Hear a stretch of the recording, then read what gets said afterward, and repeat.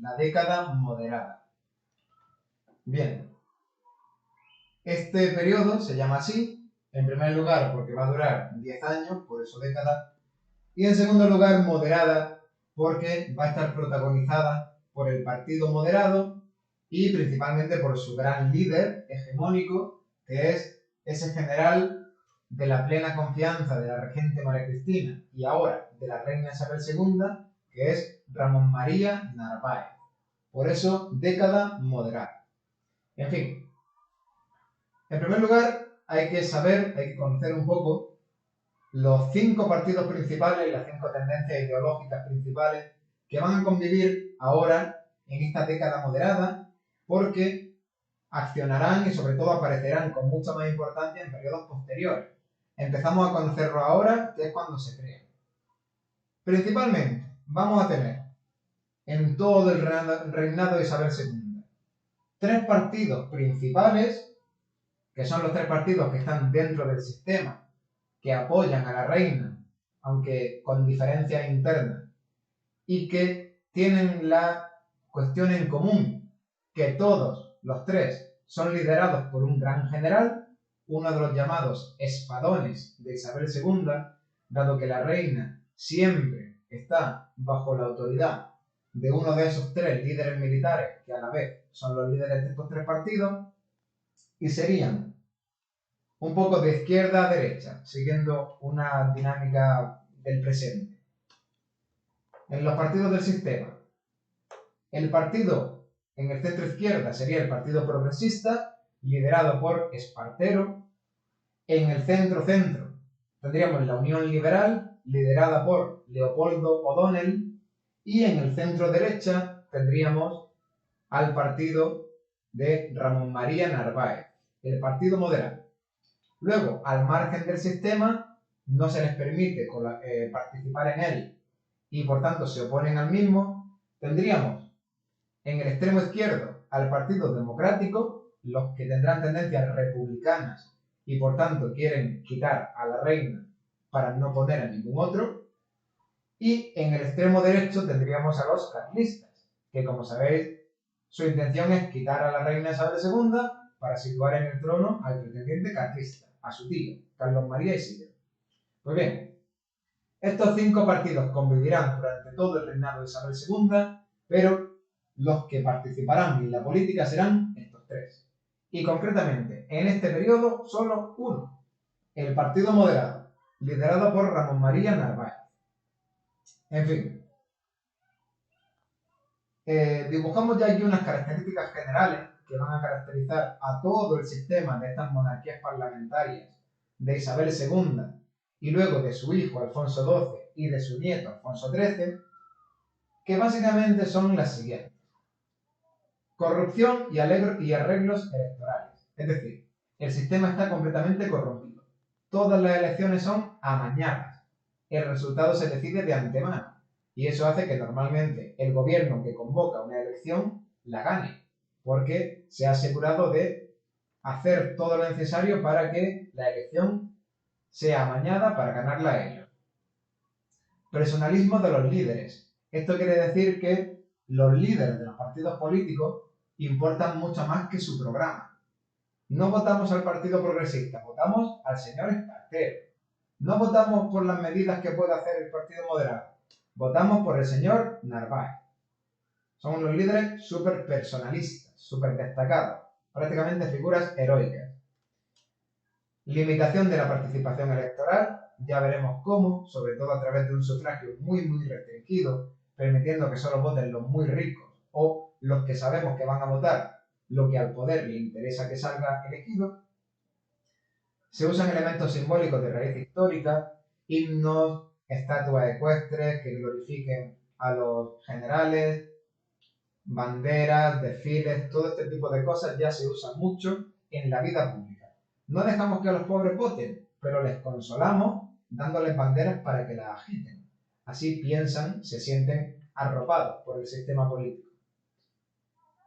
Y una cuestión importantísima es que los partidos políticos no son partidos de masas que engloben a grandes conjuntos de la población, son partidos de élites. Es decir, son todos clase media o clase alta que debaten y se pelean con sus diferencias ideológicas, pero para nada tienen realidad, no tienen contacto con la realidad social del país, no cuentan para nada con lo que quiere realmente el pueblo y lo que hacen es pelearse por el poder o repartirse el poder de una forma y otra, sin contactar para nada ni ser conscientes de la realidad de los ciudadanos. Por eso son partidos completamente elitistas que nunca se bajan al barro, que nunca conocen de verdad la realidad de las calles y los campos. Y por último, el fenómeno del caciquismo. Un cacique básicamente es un terrateniente local de las distintas zonas de España que ahora van a jugar un papel muy importante porque siempre que el gobierno central, en este caso Narváez, quiera hacer unas elecciones amañadas, contará para amañarlas con los caciques. Los caciques serán los que, mediante promesas o amenazas, fuercen al pueblo que depende de ellos, que trabaja en sus tierras o vive en sus propiedades, a votar lo que ellos quieren que voten.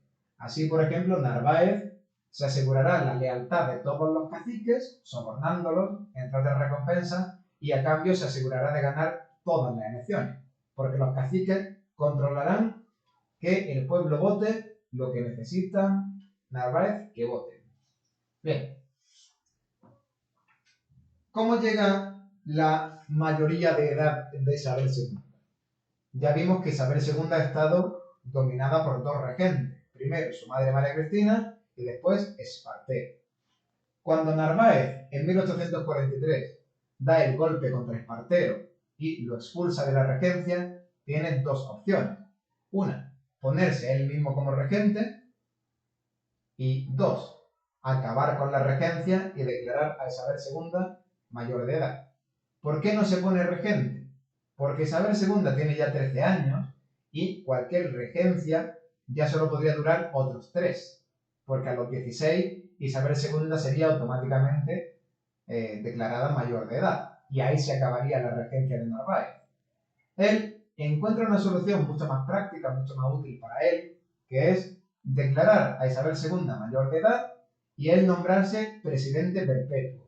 Es decir, él va a ser presidente del gobierno siempre o decidiendo la alternancia con otro, con su mano derecha, González Bravo, y así no hay nadie que le haga sombra. No hay regentes, solo está la reina ahí, que se convierte en una figura casi simbólica, porque Narváez es el que lo decide todo y su poder no tiene fecha de caducidad. Puede ser presidente, si quiere, hasta que muera.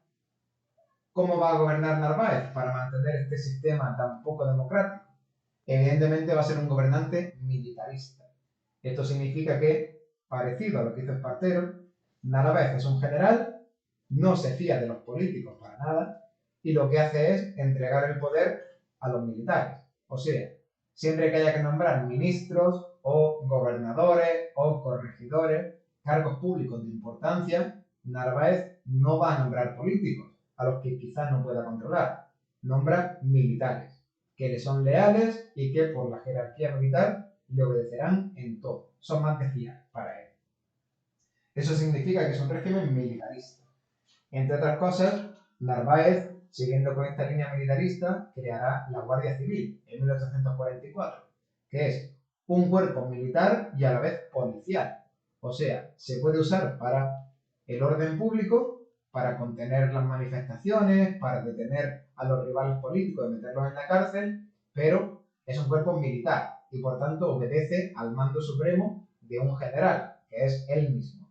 Así se crea la Guardia Civil, con el objetivo, teóricamente, de combatir el bandolerismo de Sierra Morena, que supone una desobediencia al poder central y un daño económico, pero también como instrumento militar para el propio Narváez.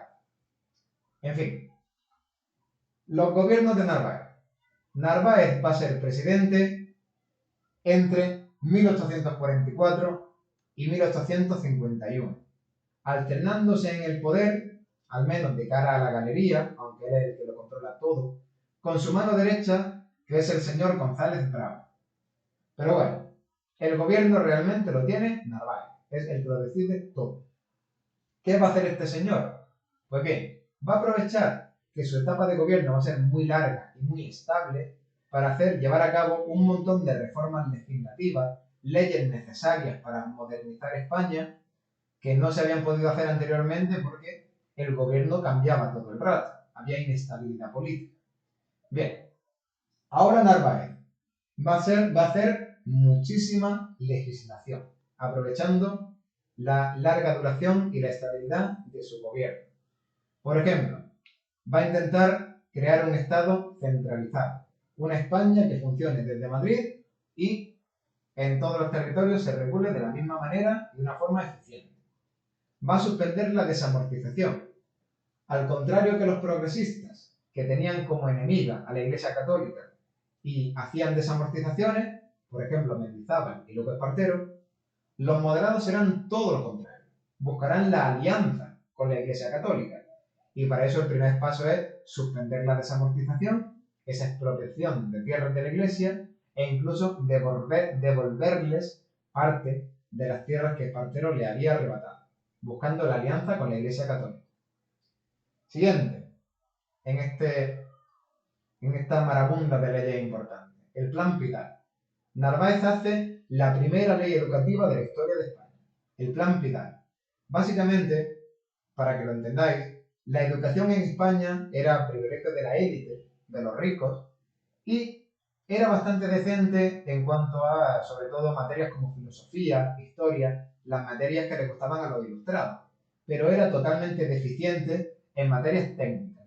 No había en España educación para crear ingenieros, técnicos, químicos, físicos, y Narváez, que quiere crear una España moderna y sobre todo industrializada, necesita crear nuevas generaciones que tengan esos conocimientos técnicos y científicos.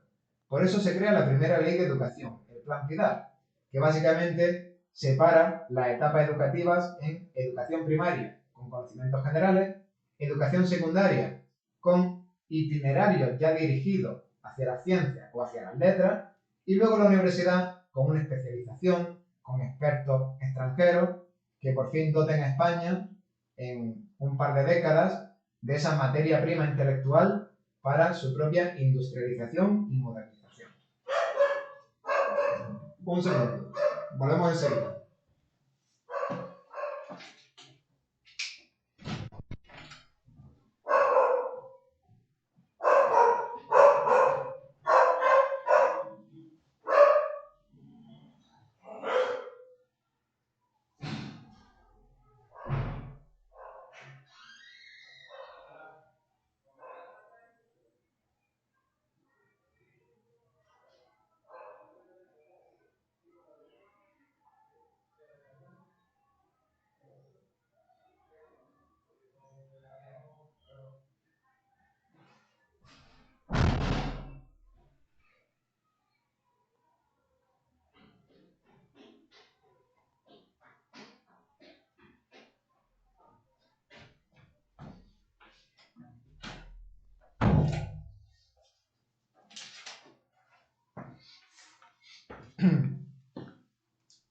De vuelta.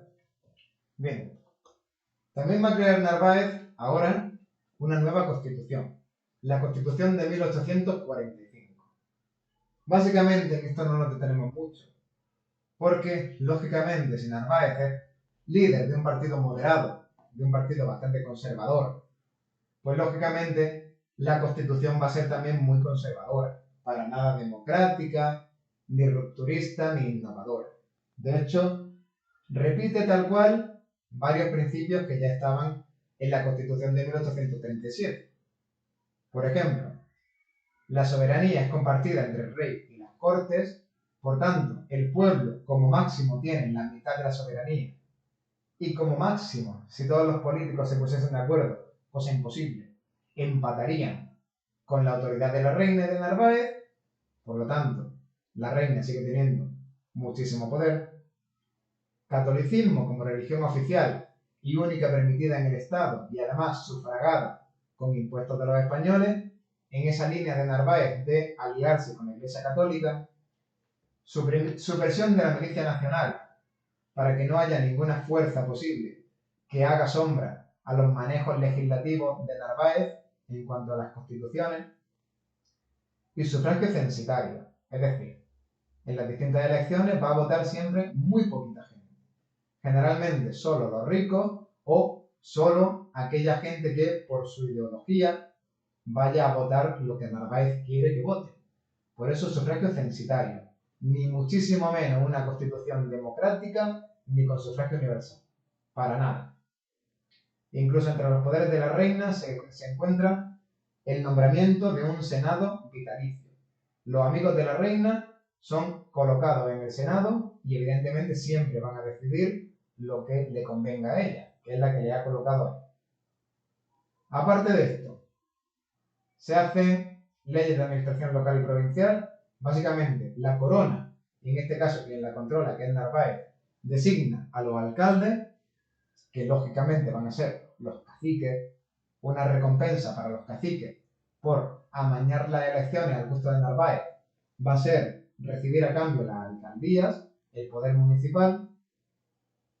Se va a hacer una nueva ley de Hacienda para subir los impuestos e intentar reducir los intereses de la deuda pública, que, como todas las leyes que intentan arreglar la ruinosa economía española, es un completo fracaso. Y se va a crear la Comisión Nacional de Codificación para hacer códigos legislativos necesarios y que perdurarán en el tiempo, como el Código de Comercio, el Código Penal, el Código Civil, para establecer una guía práctica para el ejercicio de la justicia. En fin, ¿qué más? Se va a crear un enorme funcionariado, sobre todo altos funcionarios leales al gobierno, a los cuales se soborna sistemáticamente con las cesantías. El fenómeno de la cesantía básicamente es que se establece que cuando un funcionario es movido de su puesto por el gobierno, hay que darle una pequeña indemnización. Esto va a ser utilizado por Narváez para, por ejemplo, imaginemos que tenemos 3 grandes jueces. Podemos estar cada año cambiándolos de puesto y así hay que pagarles una cesantía. Esa cesantía no es otra cosa que un soborno para que esos jueces se enriquezcan gracias al gobierno de Narváez y por tanto sean leales a este. Eso serían las cesantías. En fin, toda esta es la legislación que crea Narváez para intentar crear un Estado moderno, un Estado centralizado y sobre todo un Estado leal a su persona y, por extensión, a la corona de Isabel II. ¿Qué oposición va a haber a este gobierno prácticamente total de Narváez? Pues evidentemente aquellos partidos que quedan marginados del sistema. Por ejemplo, los progresistas, liderados por Espartero, que sabemos que está exiliado, van a intentar hacer una serie de rebeliones militares entre los ayacuchos, aquellos militares veteranos que apoyaron a Espartero, que Narváez no tendrá ningún problema en aplastar. O sea, esa oposición aplastada, no supone ningún problema para Narváez. Los demócratas, que son los que más agitan al pueblo, sobre todo coincidiendo con la oleada revolucionaria de 1848, con nuevas tendencias como el marxismo o el socialismo, también fracasarán a la hora de intentar hacer motines urbanos, motines de la población pobre, porque lo único que tiene que hacer Narváez para disolver las revueltas del pueblo es fusilar a sus líderes. Por tanto, también Narváez cortará de raíz cualquier tipo de oposición por parte del Partido Democrático y el pueblo soliviantado por este. Y en cuanto al otro extremo, a los carlistas, también los carlistas se opondrán a un gobierno como el de Narváez, estrechísimamente relacionado con Isabel II y poderosísimo en toda España. ¿Cómo? Organizarán la Segunda Guerra Carlista. La Segunda Guerra Carlista, a diferencia de la primera, en la que los bandos estuvieron bastante igualados, va a ser un paseo militar para Narváez. Los carlistas solo van a poder controlar unas pequeñísimas zonas de Navarra y las Vascongadas y del norte de Aragón, y Narváez, gracias a ese ejército tan leal y a esa guardia civil, no va a tener el más mínimo problema en aplastarles. En resumen, ningún problema por parte de la oposición a Narváez para esto. Es una oposición débil, desunida, que no consigue tocar un pelo a este sistema tan sólido que ha creado Narváez. De hecho, lo que van a hacer es respaldarle, porque al tener la ocasión de ir quitándose de en medio a todos estos rivales, por la fuerza de las armas, para 1849, cuando acaba la Segunda Guerra Carlista, Narváez va a ser ya poderosísimo, va a estar en el culmen de su poder. Y va a ser ahí cuando ya podemos decir que gobierna prácticamente como un dictador. Su palabra es ley. En fin, ¿cómo se viene abajo este sistema tan sólidamente creado por Narváez, que parece destinado a durar décadas? Pues muy fácil. El sistema se quebranta en el momento en que le falta su protagonista. En 1851, Narváez, que ya es un hombre que pasa de la cincuentena, no es un anciano, pero pasa de la cincuentena, su salud empieza a resentirse mucho. Y no le queda más remedio que retirarse de la vida política. Por tanto, va a seguir un poco dirigiendo los hilos desde atrás, pero por cuestiones de salud y de edad tiene que marcharse del gobierno. Dejará en el cargo a un primo hermano de González Bravo, que era su mano derecha durante todo este tiempo, que es el señor Bravo Murillo.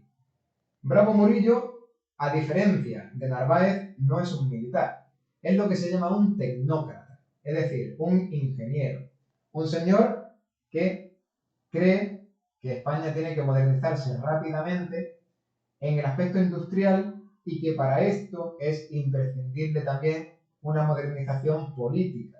O sea, Bravo Murillo, que gobernará entre 1851 y 1852 para intentar arreglar la economía, modernizar el país, sanear la deuda pública, atraer a la gente hacia la industria, que al fin y al cabo es el camino hacia la riqueza de una nación, intenta hacer un aperturismo democrático del sistema, ¿vale? Ya veremos cómo sale eso. En primer lugar, hay que destacar una medida muy importante de Bravo Murillo, que es el concordato con la Santa Sede, de 1851. Un concordato con la Santa Sede es un acuerdo que un país alcanza con el Vaticano, con el Papa, con la Iglesia Católica, ¿vale? Este concordato con la Santa Sede básicamente se hace para arreglar esas relaciones entre España y el Vaticano que habían quedado completamente rotas en la regencia de María Cristina con la Revolución de 1835 y luego más rotas todavía durante la regencia de Espartero, que arremetió contra la Iglesia Católica. Ahora, los moderados, siguiendo en esta línea de aliarse con la Iglesia Católica, firman el concordato con la Santa Sede de 1851. ¿Qué se establece aquí? Pues básicamente, España es un país católico, ya lo hemos dicho en la Constitución, y va a permitir a la Iglesia supervisar los aspectos morales de la educación, de esa educación regulada con el Plan Vidal, introduciendo la religión como materia obligatoria y, por supuesto, va a financiar, el Estado español va a financiar a la Iglesia Católica. No solo no se sigue con las desamortizaciones, sino, como hemos dicho antes, la Iglesia Católica ahora recibe dinero por parte del Estado. Bien, así se restablecen esas relaciones entre España y el Vaticano. Y bueno, lo que decía sobre Bravo Murillo. Bravo Murillo es un tecnócrata, intenta modernizar España en lo económico y para eso entiende que es imprescindible hacerlo en lo político, intenta una mínima apertura del sistema hacia cierta democratización, por lo menos que puedan votar los obreros de las fábricas. Vamos a darle algún aliciente al pueblo para que participe en la industria o para que trabaje en el sector industrial. Intenta hacer una apertura mínima de este sistema tan cerrado que había hecho Narváez y tan controlado. No se lo permiten. El propio Narváez, desde la sombra, y sus aliados del Partido Moderado, que llevan 10 años gobernando con plenos poderes, no permiten a Bravo Murillo regenerar el sistema ni avanzar hacia una democracia un pelín más real. Eso va a hacer que Bravo Murillo, evidentemente, se frustre, entienda que le resulta imposible industrializar y modernizar España si no le permiten abrir el sistema tan estricto y tan cerrado, y dimita. Aquí es cuando viene la crisis verdadera de la década moderada, cuando desaparecen o se marchan de la política sus grandes personajes, Narváez, González Bravo y ahora Bravo Murillo, se van a suceder una serie de gobiernos débiles y corruptos. ¿Os acordáis de que Narváez no se fiaba de los políticos, ni siquiera de los de su partido? Hacía bien. En el momento en que el gobierno del país cae en manos de políticos del Partido Moderado, estos señores usan el gobierno para robar a manos llenas. 1853 y 1854 van a ser los años del latrocinio, el latrocinio rampante. Los políticos del Partido Moderado, que se creen intocables, que están en la plenitud de su poder, se dedican a robar a manos llenas.